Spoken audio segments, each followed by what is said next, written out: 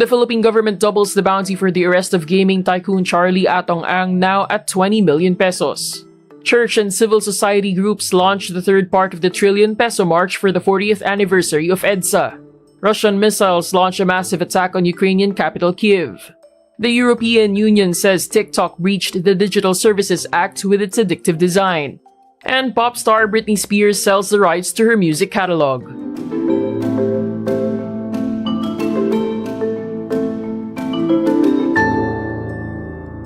The Department of the Interior and Local Government announces it doubles the bounty for those who can help in the arrest of gaming tycoon Charlie Atong Ang.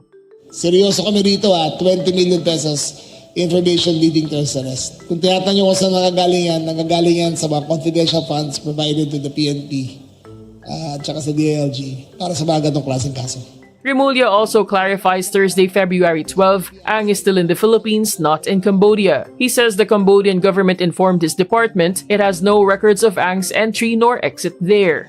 Ang was first implicated in the missing Sabongeros case in 2022. He owns the Lucky 8-Star Quest, the operator of cockfighting arenas where some of the missing cockfighting enthusiasts were last seen.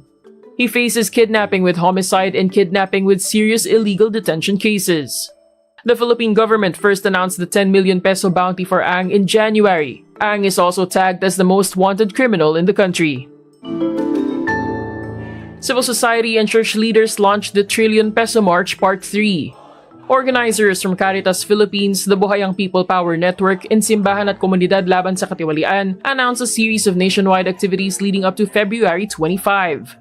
This year's EDSA People Power Anniversary carries the theme Tayo ang People Power laban sa korupsyon at dinastiya. We are People Power against corruption and dynasties. Science is number 1, respect for rule of law.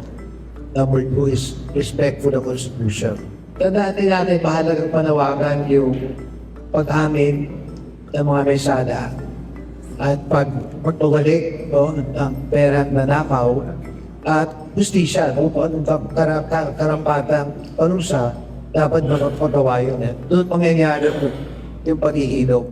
BAPP co-convener Kiko D says there are no estimates yet for the February 25 mobilizations, noting that the date remains a special working holiday. But he urges the public to make time to take a stand. Officials say the Ukrainian capital Kyiv came under a massive attack from Russian missiles early on Thursday, February 12, with various buildings hit in the assault. Kyiv Mayor Vitaly Klitschko says in a message that a mass attack is still underway. He adds strikes hit residential and non-residential buildings on both sides of the Dnipro River that runs through the city. Debris fell near 2 apartment buildings in one district, but no fires or injuries were reported. Emergency medical teams were sent to the affected areas. Regional Governor Alexander Ganja says the southeastern city of Dnipro was also attacked. Several homes and cars were damaged, but no casualties were reported. Aid raid alerts remain in place in Kyiv and Dnipro. The EU's European Commission finds TikTok to be, quote, in breach of the Digital Services Act for its addictive design. These features include the infinite scroll, autoplay, push notifications, and the quote-unquote highly personalized recommender system powered by the app's algorithm. The EU's findings, released on February 6, coincide with a landmark US trial alleging social media apps, specifically Facebook, Instagram, Snap, YouTube, and TikTok, caused harm to young people due to addictive design features.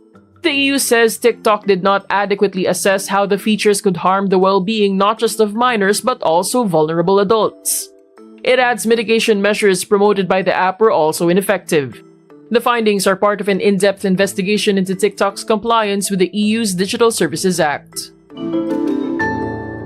Pop star Britney Spears has sold the rights to her music catalog to independent publisher Primary Wave, becoming the latest artist to strike a major music rights deal. Entertainment site TMZ first reported the sale, citing legal documents showing the deal was signed on December 30. The report said the agreement was valued close to the $200 million deal Justin Bieber made in 2023 to sell his catalog to Hipgnosis. A source familiar with the matter confirmed the deal but did not disclose further details.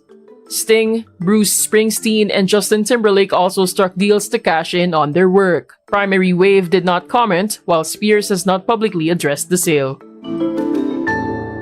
And that's today's wrap. I'm Julian Cirineo. Thank you for watching. Click the link below for the full story. For more updates, download the Rappler app.